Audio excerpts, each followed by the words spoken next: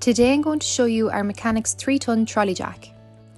To set it up, attach the foot pedal and tighten the retaining screw.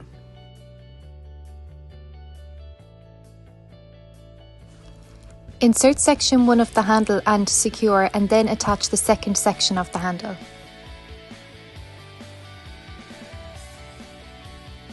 The oil cap can be easily found at the back of the lifting arm. To top up your oil, simply pop out the oil bung and refill using hydraulic oil.